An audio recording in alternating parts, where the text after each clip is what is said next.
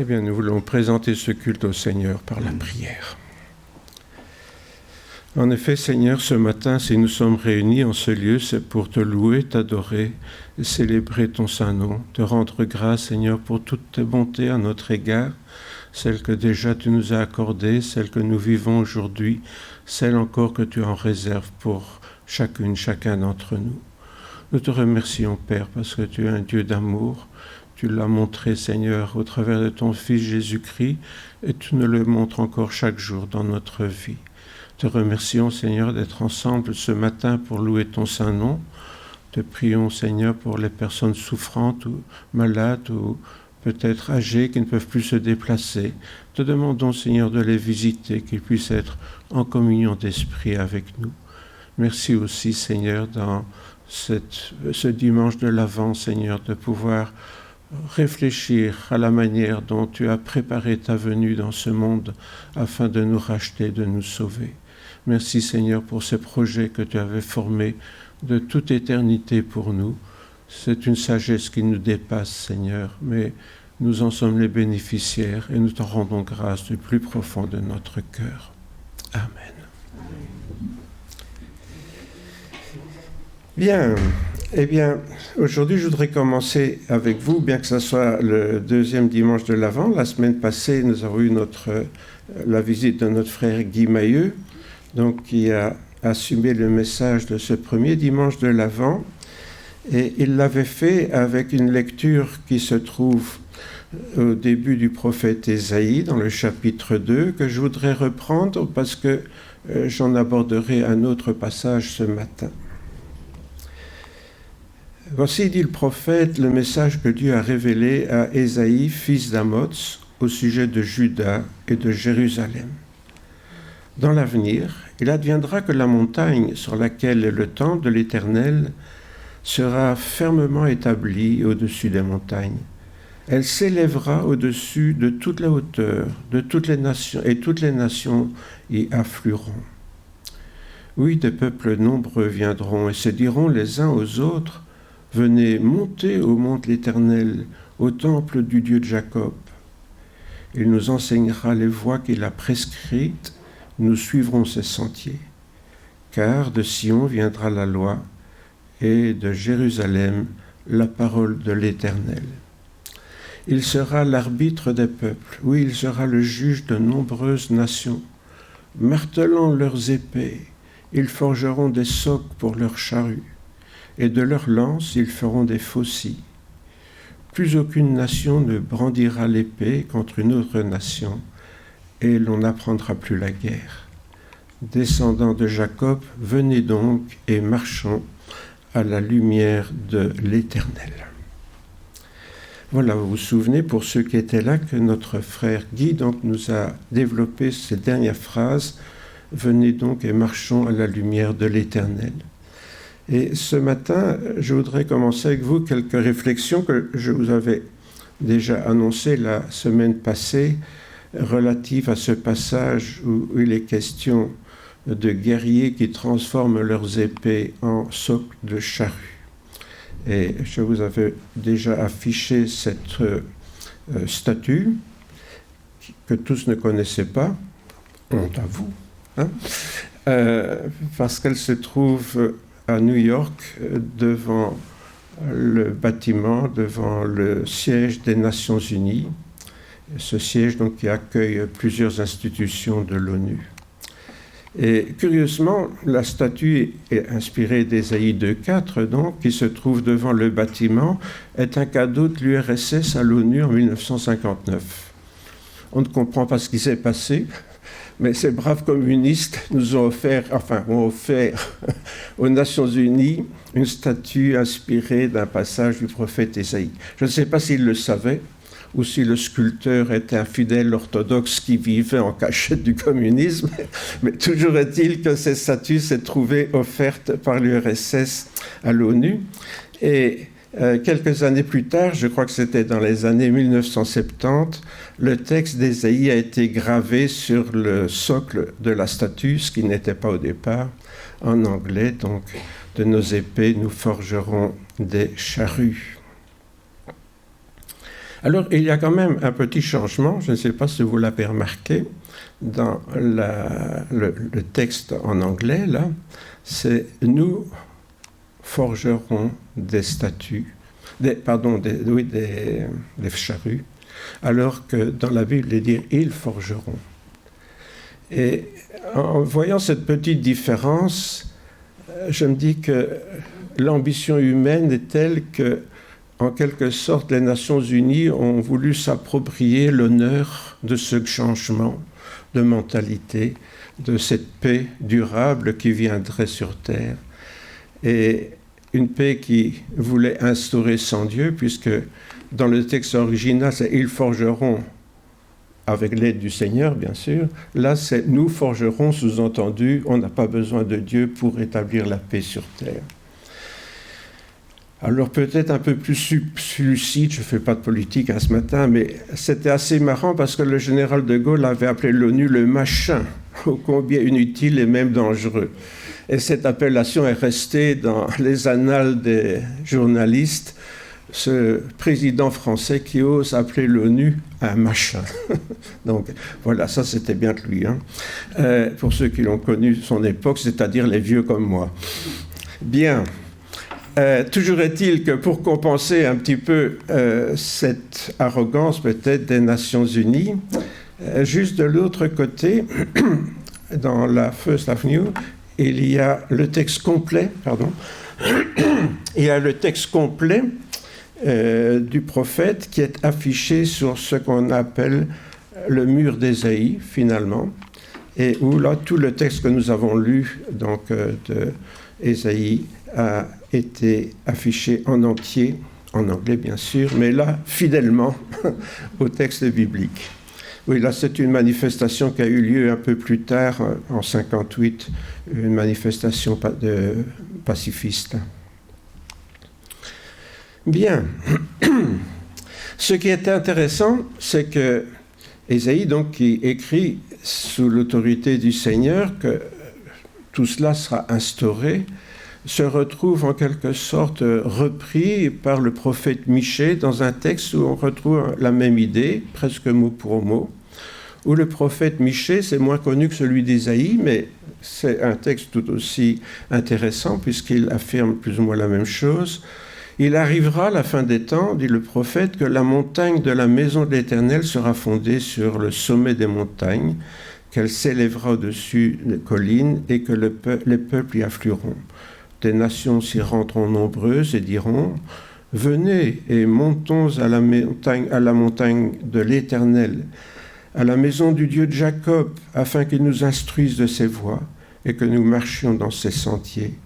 Car c'est de Sion que sortira la loi et de Jérusalem la parole de l'Éternel. » J'ai souligné ce texte pour montrer que, aussi bien chez Ésaïe que chez Michée, tout cela est fondé, bien sûr, sur la volonté et la parole du Seigneur.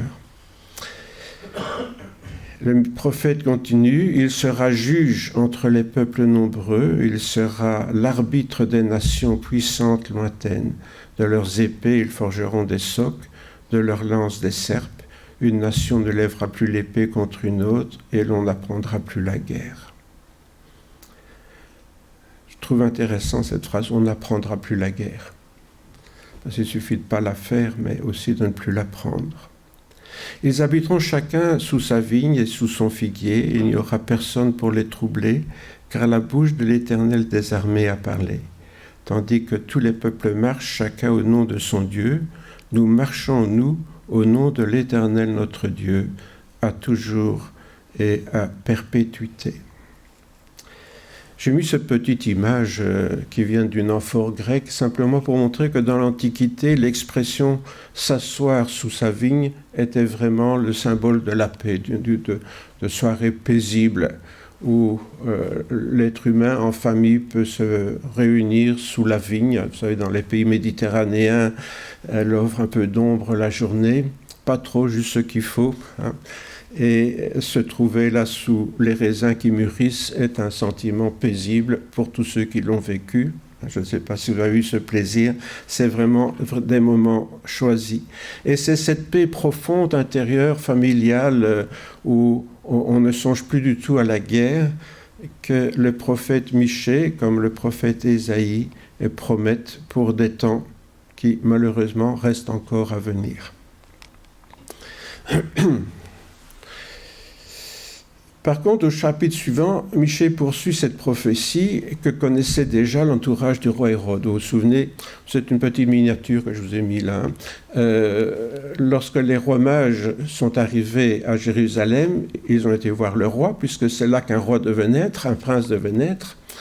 Et le roi Hérode a fait venir les sages de Jérusalem, ceux qui connaissaient les textes bibliques, et l'un d'entre eux a rappelé la suite de ce que nous venons de lire dans Michée, enfin quelques chapitres plus loin. « Et toi, Bethléem Ephrata, toi qui es petite parmi les milliers de Juda, de toi sortira pour moi celui qui dominera sur Israël et dont l'origine remonte au lointain passé, au jour d'éternité.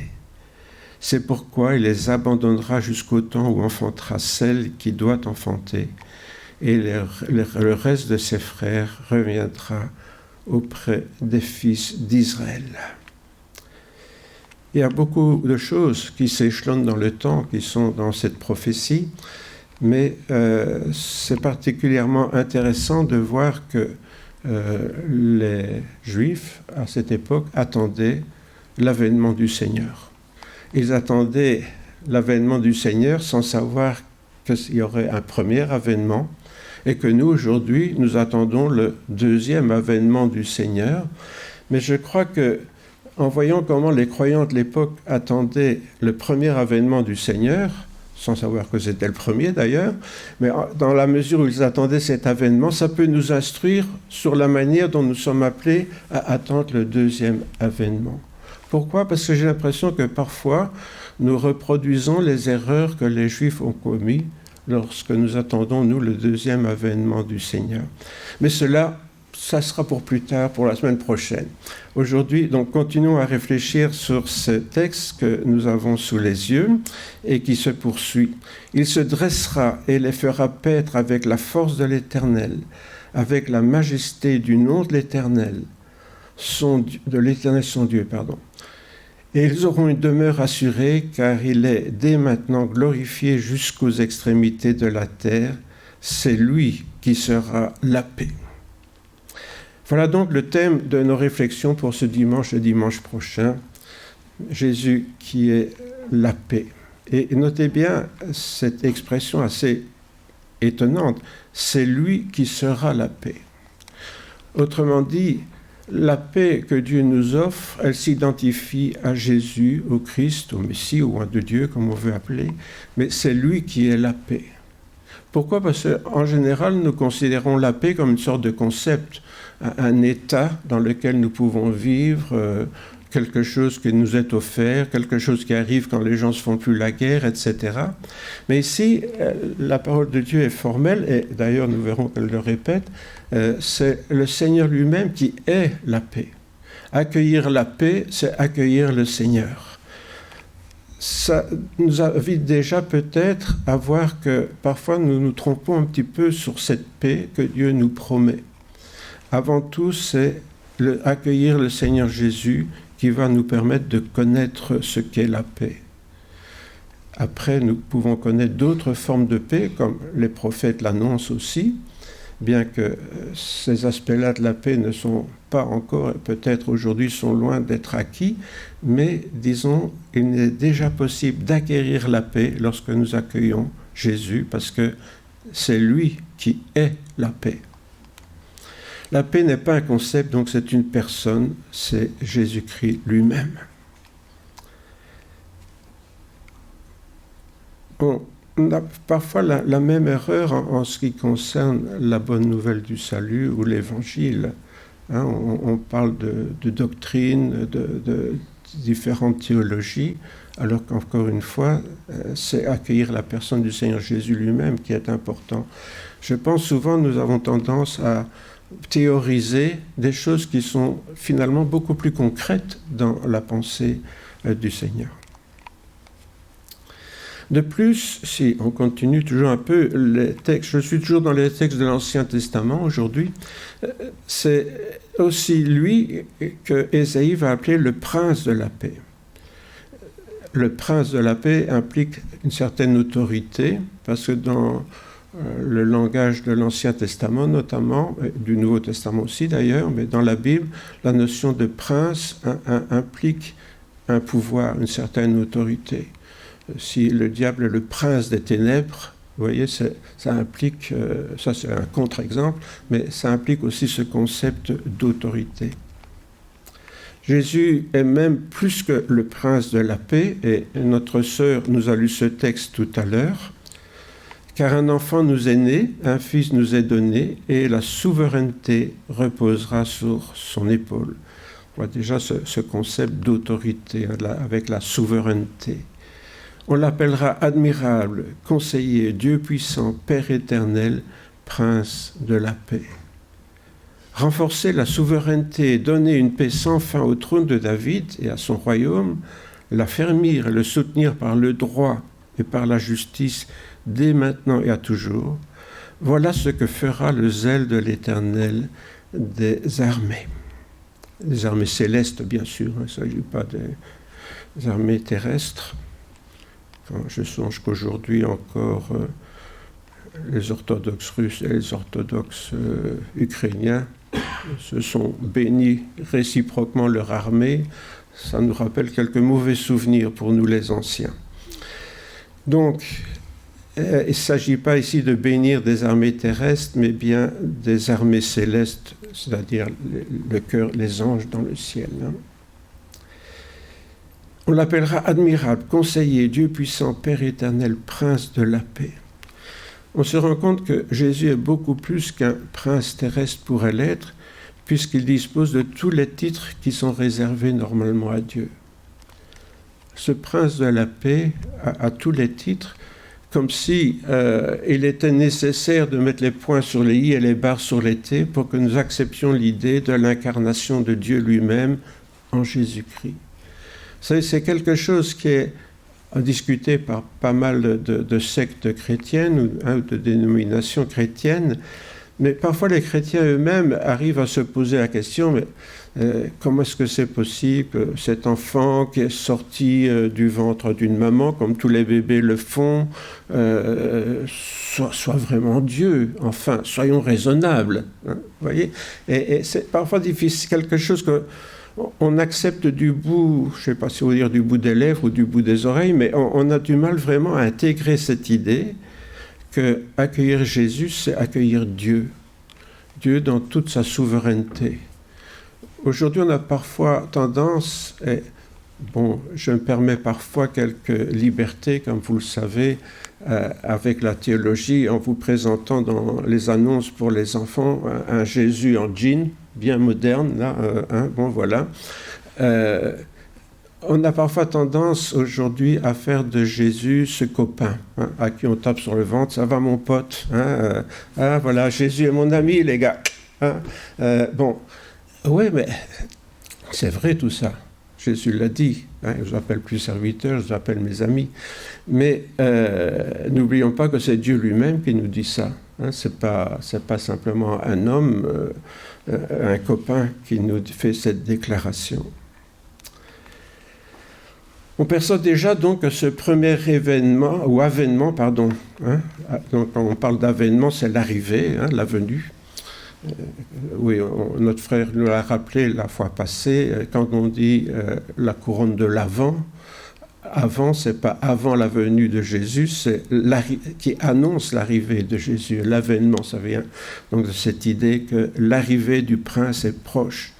Et donc, dans ce premier avènement ou arrivée, on pourrait dire, du prince de la paix, on annonce un deuxième de caractère éternel. Vous avez vu que dans les prophéties qu'on a lues tout à l'heure, toutes ces prophéties font allusion non seulement à une origine divine, parce que Jésus était au moment de la création, cette parole créatrice, en tout cas le Fils de Dieu, bon Jésus est né plus tard, mais le Fils de Dieu faisait partie de la création, de cette parole créatrice de Dieu, et la paix qu'il va établir est quelque chose à venir, quelque chose que nous attendons, bien sûr, avec beaucoup d'impatience. Enfin, je l'espère. Vous savez, beaucoup de chrétiens disent « Ah, moi, je suis prêt à mourir. Le Seigneur peut me prendre quand il veut. Hein. Enfin, je ne suis pas trop pressé quand même. Hein. » Vous voyez, donc, je crois qu'avec l'avènement du Seigneur, certains chrétiens fonctionnent un peu comme ça aussi. Hein. Oui, on attend le retour du Seigneur, mais enfin, on a quand même bien le temps. Il faut un peu profiter de la vie avant. Hein. Voilà. Est-ce que vraiment nous attendons cet avènement avec impatience ? Il faut donc insister, comme je l'écris là, que la paix que nous devons rechercher est bien plus qu'un concept. Encore une fois, cette paix à laquelle on peut accéder, elle est en Jésus-Christ.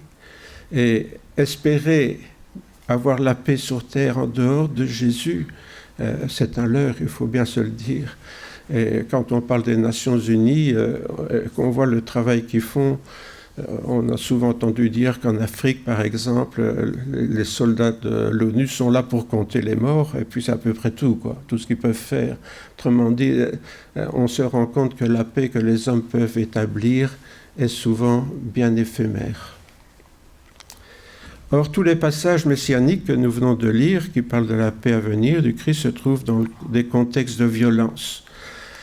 En général, cela ne se remarque pas parce que, comme je l'ai fait ci-dessus dans les textes que nous avons lus ensemble, on retire la partie qui concerne uniquement Jésus hors de son contexte. Ce qu'en théologie, on dit qu'il ne faut surtout pas faire. Eh bien, si on le fait toujours, souvent. Hein, on va chercher tous les passages qui nous intéressent et puis on ne regarde pas trop ce qu'il y a autour. Eh bien, tous ces 4 passages qui concernent la venue du Seigneur que nous avons lus, si on considère ce qu'il y a autour, ce n'est pas une étude biblique, donc je vais aller un peu rapidement ce matin, mais tout ce qui concerne l'avènement du Seigneur se situe dans un contexte de violence. Par exemple, dans Ésaïe 2, on voit Israël est comparé à un arbre mort condamné au feu à cause de son idolâtrie. Bon, c'est pas très sympa. Un peu plus loin, dans Ésaïe 9, tous les peuples de la terre seront témoins du jugement de Dieu contre Israël qui a délaissé son Dieu. Pas toujours très sympa. Dans Michée 4, Sion est comme une femme qui accouche et qui sera traînée jusqu'à Babylone. Hein, le jugement de Dieu. Encore pas très sympa. Et puis enfin, un peu plus loin dans Michée 5, l'annonce du siège de Jérusalem et la disparition d'Israël au sein des nations n'est toujours pas quelque chose de très positif. Donc, on voit que ces promesses de la venue du Messie sont dans des contextes finalement de bouleversement et de violence. La paix est donc la réponse à un conflit, et si c'est Jésus, le prince de la paix, qui doit apporter cette paix, je pense qu'il faut en priorité axer notre attente ou notre recherche sur à la fin d'un conflit spirituel. Alors sans doute, oui, un jour, il y aura la paix sur terre matérielle, mais déjà maintenant, ce à quoi nous avons accès, c'est à la fin d'un conflit spirituel pour trouver une paix spirituelle. Or, cette paix, je ne suis pas sûr que nous l'ayons toujours. Et je dis ça sans esprit de jugement, mais simplement en ayant entendu tout au long de mon ministère beaucoup de gens qui disent « Ah ben oui, je ne suis pas venu parce que je n'étais pas bien, je n'avais pas le moral. » Alors je me dis « Tiens, où est la paix là ?» Vous comprenez ce que je veux dire ? Si j'ai un problème de découragement moral, spirituel, c'est à ce moment-là que justement on peut trouver la paix auprès du Seigneur et dans la communion fraternelle. Nous l'avons chanté tout à l'heure, nous voulons vivre l'unité. Et si ce n'est pas dans cette communion avec le Seigneur, avec nos frères et sœurs, que nous trouvons la paix, je ne sais pas où on va la trouver. Peut-être dans quelques comprimés de médicaments, je ne sais pas, mais ça n'aide pas. Ça peut aider. Attention, je ne suis pas contre les traitements médicaux, parce que souvent au départ, c'est nécessaire. Oui, je fais une parenthèse là, mais quand quelqu'un vit une grave dépression nerveuse, c'est une personne en souffrance, et essayez de méditer votre Bible quand vous avez une rage dedans. Vous avez déjà essayé de faire ça ? Vous avez une rage dedans et vous allez méditer. Non, cette douleur est trop forte pour que vous puissiez encore penser à autre chose qu'à cette douleur. Et je crois que psychologiquement, ça peut arriver, aux chrétiens comme aux autres, que la douleur soit tellement forte qu'on a, c'est vrai, besoin d'une aide médicale pour faire baisser le taux de souffrance. Donc, et ce n'est pas question de jeter l'anathème aux chrétiens qui prennent un médicament quand ils se trouvent dans des situations graves de découragement. Hein. Mais, disons, en temps normal, je dirais, hein, si on est troublé, c'est forcément auprès du Seigneur qu'on trouvera la paix. Et d'ailleurs, c'est le premier rôle du prince de la paix, comme nous venons de lire, ça sera d'éclairer le peuple de Dieu sur son péché, afin qu'il se repente et que Dieu puisse le secourir. Alors là, ça nous rappelle des choses, bien sûr, si nous sommes habitués à lire le Nouveau Testament. Hein, éclairer le peuple de Dieu sur son péché afin qu'il se repente et que Dieu puisse le secourir. Mais pour qu'il accepte ça, le peuple de Dieu, il fallait une préparation. Et lors de son avènement, on peut donc se demander comment le prince de paix allait être accueilli par les membres du peuple d'Israël. Voilà, Dieu leur promet un prince de paix qui va venir. Et comment le peuple d'Israël, à qui ces paroles étaient adressées, ont-ils accueilli ou comment se sont-ils préparés à accueillir ce prince de paix? Alors, ce qui est intéressant, c'est que la réponse est en 3 temps. Et ces 3 temps, on les trouve dans la prière de Zacharie. Alors, vous vous rappelez qui est Zacharie, ce prêtre qui, alors qu'il offrait l'encens dans le temple de Jérusalem, un homme âgé, époux d'une femme âgée également, qui n'avait pas d'enfant, voit tout d'un coup un ange devant lui qui lui annonce que sa femme va avoir un enfant. Ça nous rappelle aussi des tas de choses dans la Bible, cela. Et puis, qu'il sera celui qui va préparer les voies du Seigneur. Et Zacharie, qui était pourtant un prêtre de Dieu, n'arrive pas à le croire. Alors l'ange lui dit, tu seras muet jusqu'au jour où ça arrivera. Et le brave Zacharie sort du temple, on lui demande pourquoi il est resté si longtemps, il ne savait plus parler. Or, le jour où Élisabeth, son épouse, a mis ce petit garçon au monde, comme l'ange l'avait annoncé, celui qui sera appelé Jean, et qui deviendra Jean-Baptiste, hein, mais bien sûr à la naissance c'était simplement Jean, va faire l'objet d'une prière de reconnaissance de la part de Zacharie, qui du coup retrouve la parole pour louer le Seigneur. Alors sur cette image, je ne sais pas, ce n'est pas une photo, hein, mais on peut imaginer qu'il y avait Zacharie, il y avait Élisabeth, le petit Jean dans les bras de ses parents, et Marie qui, vous vous rappelez, était en visite chez sa cousine Élisabeth, elle-même enceinte du Seigneur Jésus.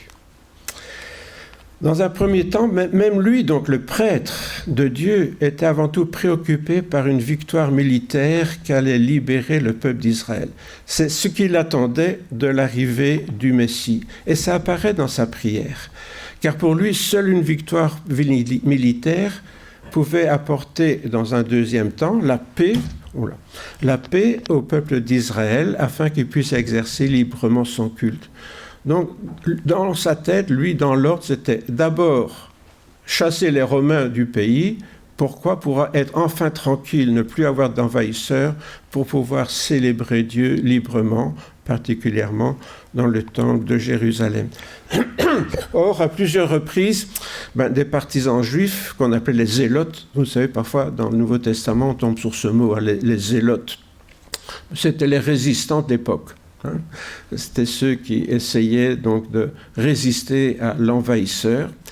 Donc il n'y a pas que dans Astérix qu'il y a des gens qui essayent de résister encore et toujours à l'envahisseur. Vous voyez, je connais mes classiques. Mais il y a aussi donc les zélotes dans la Bible qui résistaient à certains envahisseurs romains, mais sans beaucoup de résultats et surtout avec beaucoup de massacres et de prisonniers parmi eux. Et donc ils avaient tenté de libérer le peuple d'Israël de l'occupation romaine. À vue humaine, c'est parfaitement logique, car aujourd'hui encore, beaucoup de chrétiens prient pour leurs frères persécutés. J'espère que nous n'oublions pas de le faire, prier pour nos frères persécutés un peu partout dans le monde. Et souvent, on est pris d'un esprit un peu guerrier, il faut bien le reconnaître. en souhaitant, même si on ne le formule pas trop dans nos prières, mais en souhaitant dans le fond de nos cœurs que le Seigneur élimine une bonne fois pour toutes tous ces méchants qui persécutent nos frères. Et on est saisi d'une sorte de colère qui n'est pas forcément très spirituelle, mais d'une colère quand même, où on voudrait voir, comme dans l'Ancien Testament, une sorte de victoire militaire du peuple de Dieu sur tous ceux qui leur veulent du mal. Voilà. Et donc, ce sentiment est finalement assez logique. D'abord, la paix temporelle pour pouvoir vivre notre spiritualité tranquillement.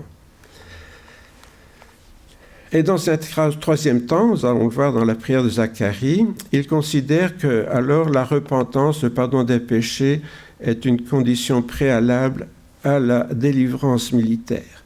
Et c'est là qu'on voit quand même que la prière de Zacharie est franchement inspirée du Saint-Esprit. Ce qu'il dit dans les deux premiers temps est logique d'un point de vue religieux et humain, avoir la paix pour vivre sa religion tranquille, mais il se rend compte quand même qu'il faut d'abord que le peuple d'Israël se mette en ordre avec Dieu. Dieu ne peut pas intervenir en sa faveur si ce peuple se trouve dans un état de rébellion à l'égard du Seigneur. Et c'est son Fils qui devra prêcher la repentance pour préparer l'avènement du Messie, le Prince de paix, et nous savons bien sûr de quelle façon. Et voici donc cette prière de Zacharie, que c'est un peu long, mais je la lis avec vous parce que je trouve qu'elle en vaut la peine.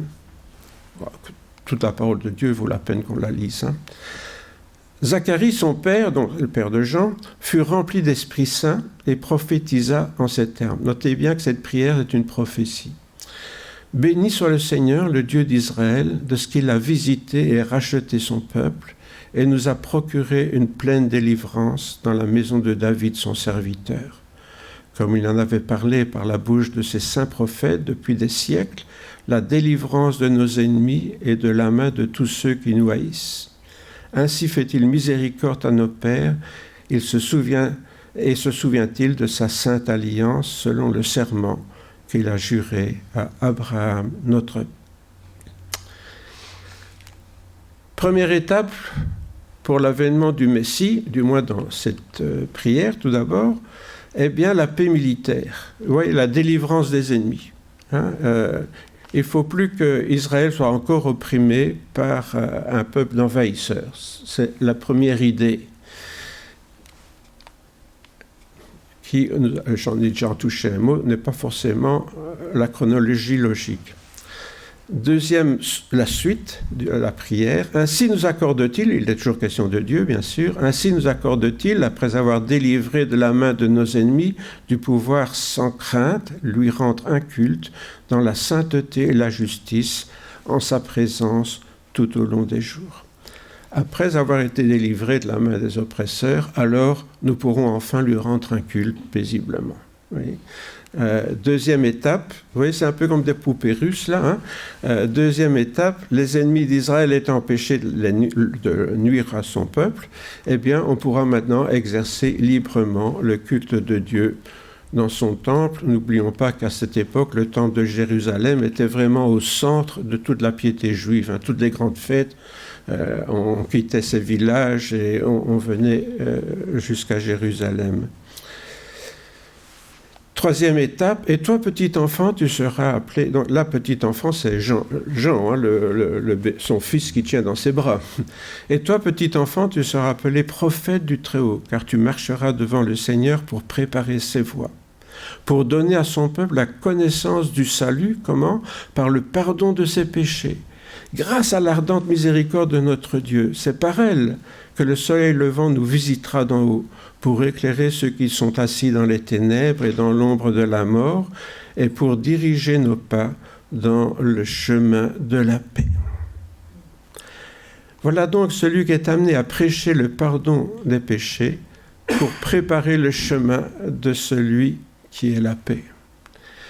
Voilà la vraie urgence, et voici vraiment le premier point. Dans ces poupées russes, là, il ne faut pas se tromper dans l'ordre. Sinon, ça ne s'emboîte pas. Donc, ici, le futur fils de Zacharie, donc Jean-Baptiste, deviendra ainsi la troisième étape de la préparation de l'avènement du prince de paix. La troisième étape dans la prière, mais pas forcément dans l'ordre chronologique.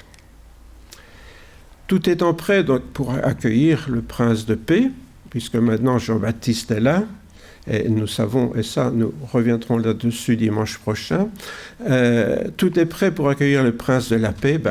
Il ne reste plus qu'à accueillir les anges pour fêter l'événement de la venue du Seigneur. Et soudain, vous connaissez ce passage de Luc, il se joignit à l'ange une multitude de l'armée céleste qui louait Dieu et disait « Gloire à Dieu dans les lieux très hauts et paix sur la terre parmi les hommes qui l'agréent. » Notez bien que très souvent, dans les textes que l'on entend, ou dans certains cantiques aussi, on parle « paix sur la terre aux hommes de bonne volonté ». La bonne volonté n'a jamais aidé personne, parce que la bonne volonté, c'est bien, mais ça ne marche pas forcément. Or ici, ce n'est pas ce que les anges ont dit. Ils ont dit paix sur la terre aux hommes que Dieu agrée, c'est-à-dire que Dieu accepte, que Dieu reconnaît en quelque sorte, que Dieu accueille. C'est ça cette idée d'agréer.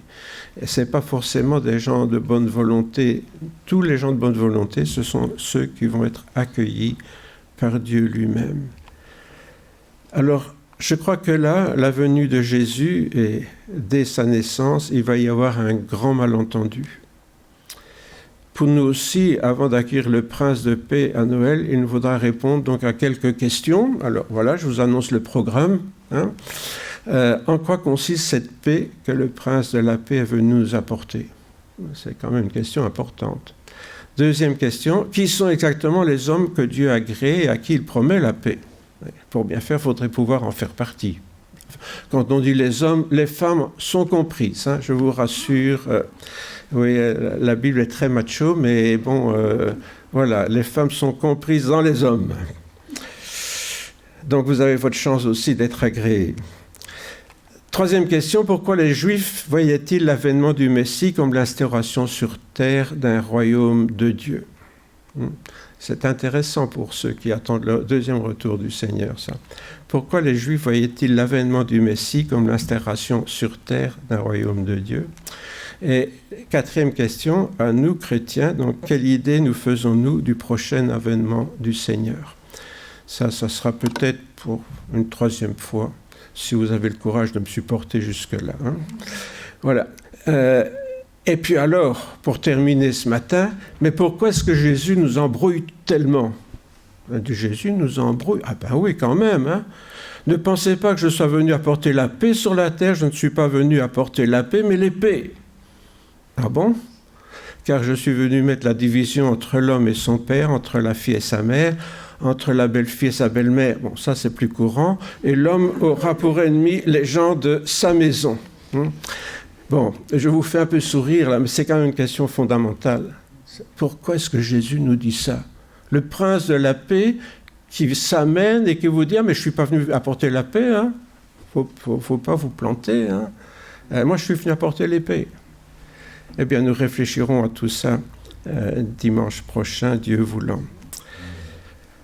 Alors, on a encore quelques bougies de l'Avent à allumer pour y répondre, donc pas de stress. Et nous réfléchirons bientôt à ces différentes questions. Alors voilà, je vous invite à prier le Seigneur et à lui demander sa grâce sur sa parole. En effet, Seigneur, nous te remercions parce que nous voyons au travers de ces textes qui nous laissent un peu sur notre soif, il faut bien le dire, mais nous voyons que de toute éternité, Seigneur, tout était préparé. Tu avais tes projets bien précis, des plans bien déterminés, Seigneur, qui devaient poursuivre un seul but, ramener ton peuple à toi. Et Seigneur, aujourd'hui, nous avons ce privilège d'en faire partie et nous ne savons pas comment te dire merci, Seigneur. C'est un cadeau tellement extraordinaire que nos mots ne suffisent pas pour te dire merci. C'est pourquoi, Seigneur, nous te demandons cette grâce d'avoir dans le cœur un profond sentiment de reconnaissance, que nous puissions vraiment, Seigneur, réaliser, Seigneur, ce que nous sommes, l'objet d'un projet qui, par le Dieu créateur, le Dieu puissant de cet univers immense, et Seigneur, ce Dieu souverain est venu dans un petit enfant pour un seul but, mourir sur la croix et prendre nos péchés sur lui. Oui, Seigneur, ce matin, nous ne pouvons pas comprendre un amour si grand, un amour qui nous dépasse complètement. Nous réalisons seulement que nous en sommes les bénéficiaires. Et Seigneur, du plus profond de notre cœur, nous te disons merci. Merci, Seigneur, pour cet amour que tu nous as témoigné en Jésus. Amen.